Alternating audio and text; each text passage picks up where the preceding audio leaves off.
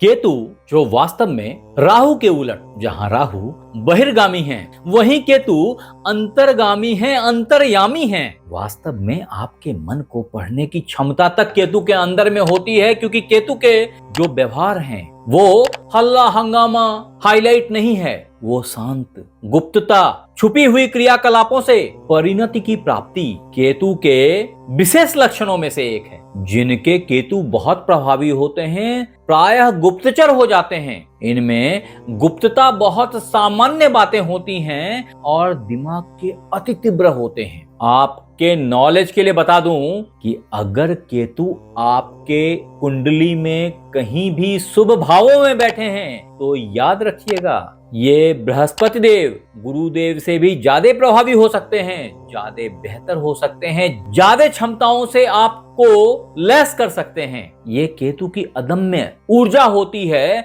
अगर आप उस ऊर्जा से कनेक्ट हो गए, अगर आप अपने को उस ऊर्जा से अलाइन कर लिया, तो दोस्त जो चाहेंगे उसकी प्राप्ति हो जाएगी। और प्राप्ति भी इतनी कि जैसे कुछ खाते खाते लास्ट में होता है कि उफ बहुत खा लिया आप तो, अब ये चीज और नहीं, इस लेवल तक की प्राप्ति हो जाती है जहां व्यक्ति सारे सुखों से, इंद्रिय सुखों से और जीवन के बाकी सुखों से ओत प्रोत हो जाता है और बुद्धि वैराग्य के तरफ अग्रसर हो जाती है। ये वास्तव में कुंडली के जिस भाव में बैठे होते हैं वहां से ये पता चलता है कि आपने अपने पूर्व जन्म की जो यात्रा कंटिन्यू करी है उसमें चीजों को कहां छोड़ा, अब आगे कहां लेके जाना है, आगे क्या चीजें प्राप्त करना चाहते हैं। फिर भी केतु कई दफा इस बात को याद दिलाते हैं कि आपकी कुछ चीजें अभी भी छूट रही हैं, आपकी प्राप्ति अभी वहां बनी हुई है। और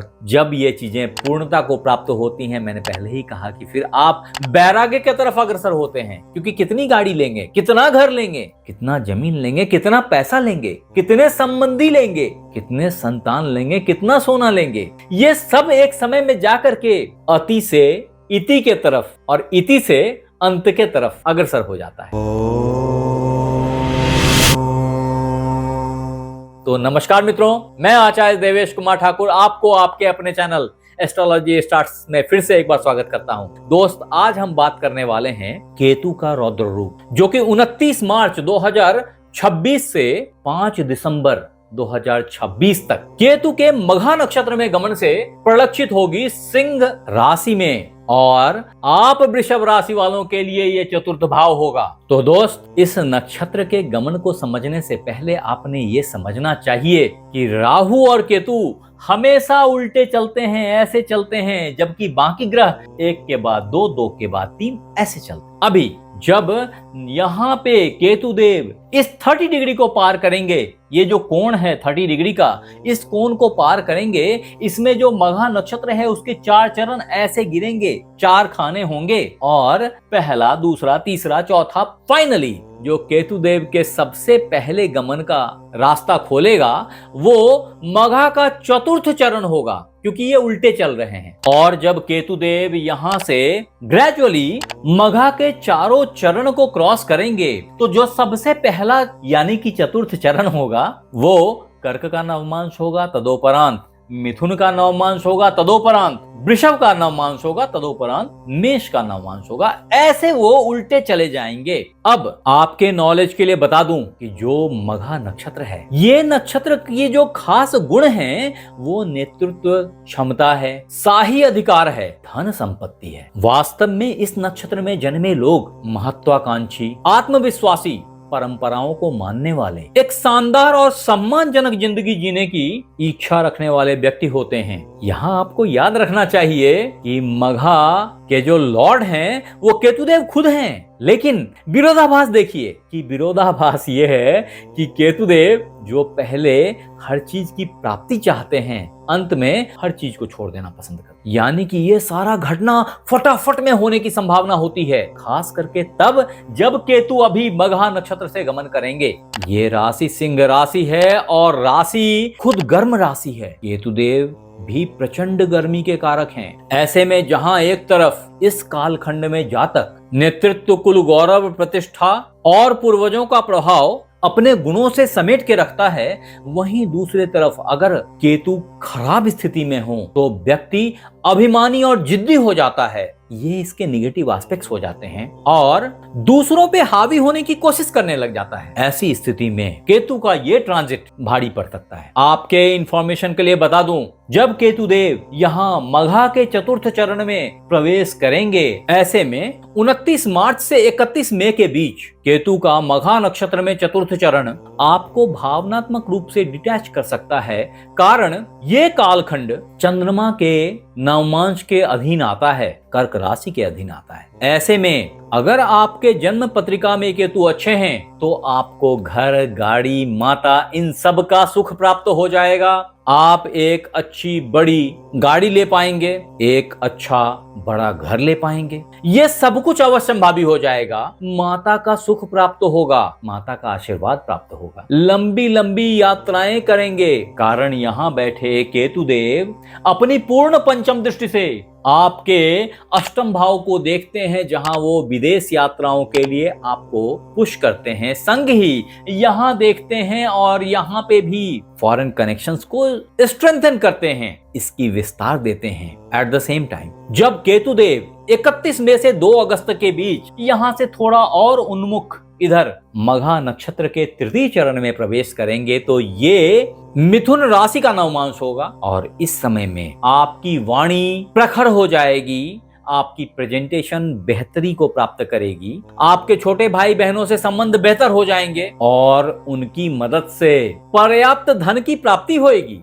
ये सब कुछ अवश्यंभावी हो जाएगा अगर केतु आपके अच्छे हैं तो। अन्यथा इन सारी चीजों में न्यूनता दिखाई पड़ेगी। बुद्धि की तीव्रता, विचार की तीक्ष्णता, आपकी कम्युनिकेशंस, आपकी प्रेजेंटेशन, ये सब आपके व्यापार को, आपके कार्य को धार प्रदान करेंगे, गति प्रदान करेंगे और आपके सोच की गहराई पुराने तरीकों को छोड़ के नए तरीकों के कार्य, नए तरीके के व्यवसाय करने को फोर्स करेगा। परिणाम सामान्य से बहुत डिफरेंट, बहुत बेहतर आपको दिखाई पड़ने वाले हैं। तदोपरांत केतुदेव मघा नक्षत्र के द्वितीय चरण में प्रवेश कर जाएंगे, यहां से निकल के और इधर की तरफ आगे बढ़ जाएंगे। ऐसे में ये जो द्वितीय चरण है ये आपके लग्न में गिर रहा है, वृषभ राशि में गिर रहा है। ऐसी हालत में आपको जबरदस्त धन की प्राप्ति, आपके विचार में एक विचित्र सी उन्मुक्तता, भौतिक चीजों से विरक्ति, दिखावे से दूरी, ये सब चीजें पृथ्वी तत्व की राशि वृषभ राशि के नवमांश में होने से केतुदेव क्रिएट करेंगे। ऐसी स्थिति में अगर वास्तव में आप कभी इस तरह की ऊहापोह में फंस जाएं और आप कॉन्फ्यूजन एंड कॉन्फ्लिक्ट्स में फंस जाएं तो ऐसी हालत में वृषभ राशि वालों आपने श्वेत चंदन, जो खुशबूदार चंदन होता है ना, 2 तरह के चंदन होते हैं, एक तो रक्त चंदन होता है, एक श्वेत चंदन होता है। तो आप सुगंध आने वाले चंदन को घिस के उसको यहाँ भ्रूमध्य में लगाया करें। आपके लिए दूसरा इंपॉर्टेंट रेमेडी है कि गरीब मजबूर महिलाओं को वस्त्र दें। ऐसा करने से भी आप बहुत सारे फिजिकल, मेंटल प्रॉब्लम्स से बाहर आ जाएंगे, कॉन्फ्लिक्ट से बाहर आ जाएंगे, स्वास्थ्य में बेहतरी को प्राप्त करेंगे, प्रचुर धन को प्राप्त करेंगे। जो डेट होगा 2 अगस्त से 3 अक्टूबर 2026 के बीच। तत्पश्चात केतुदेव यहां से सरक के अपने मघा नक्षत्र के, खुद के नक्षत्र के प्रथम चरण में आ जाएंगे और ये प्रथम चरण मेष राशि के नवमांश का होगा। ऐसी स्थिति में आपके लिए मेष राशि द्वादश भाव है, जिसके लॉर्ड मंगल देव हैं और ये अग्नि तत्व की राशि आपको बहुत ही दुस्साहसिक और आक्रामक ऊर्जा देती है। परिणाम ये होगा कि आप पुरानी विचारधाराओं को तोड़ के विदेशों से संबंध स्थापित करेंगे। आपकी कनेक्शंस बहुत हाई हो जाएंगी, आपकी पहुंच बहुत उच्च की हो जाएगी और ऐसे में व्यक्ति अपने अहंकार और पुरानी पहचान को तोड़कर एक तरीके से नया जन्म प्राप्त करता है, एक नई पहचान क्रिएट करता है। ये सब कुछ आपको देखने में आएगा 3 अक्टूबर से 5 दिसंबर के बीच। ऐसे में ये वक्त पुरानी और बुरी आदतों को छोड़ने के लिए बड़ा ही शक्तिशाली समय है। आपको याद रखना चाहिए कि मघा नक्षत्र का जो सिंबल है ना, वो सिंहासन है। ये सब आपको उसी रास्ते ले जा रहा है जहां आपने सिंहासन को प्राप्त करना है, जहां आपको शीर्ष पे विराजमान होना है। बस आपने थोड़ा प्रयत्न बनाए रखनी है। एक बात को और याद रखेंगे कि अगर इस पूरे कालखंड में आपको कोई परेशानी बहुत बुरे तंग कर रही है, तो ऐसी स्थिति में आपने आपके पितरों को याद करना है, क्योंकि मघा नक्षत्र के इष्ट देव पितर हैं। वो पुण्यात्मा हैं जो आपका शुभ चाहते हैं, आपका भला चाहते हैं। आपने कुछ नहीं करना, सिर्फ एक कार्य करना है कि इस पूरे 8 महीने में, यानी कि 29 मार्च से 5 दिसंबर के बीच जितने बार भी अमावस्या पड़े अथवा मघा नक्षत्र से चंद्रदेव गोचर कर रहे हों, उन डेट्स में आपने पितरों का स्मरण कर गरीब ब्राह्मणों को,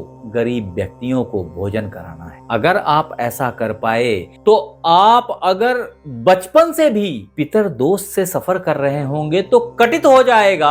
आपकी जिंदगी में एक टेक ऑफ मिलेगी, आपको एक लाजवाब परिवर्तन देखने में आएगा। तो मित्र, आप हमें जरूर बताएं ये एपिसोड आपको कैसा लगा, और अगर अच्छा लगा तो इसे लाइक करें, सब्सक्राइब करें, शेयर करें और बेल बटन को दबाना बिल्कुल ना भूलें। हाँ, अगर ये वीडियो आप फेसबुक पे देख रहे हैं तो फॉलो कर लें। आप हमारे साथ बने रहे इसके लिए बहुत बहुत धन्यवाद। आपसे फिर मिलते हैं अगले एपिसोड में, तब तक अपना ख्याल रखें। राधे राधे।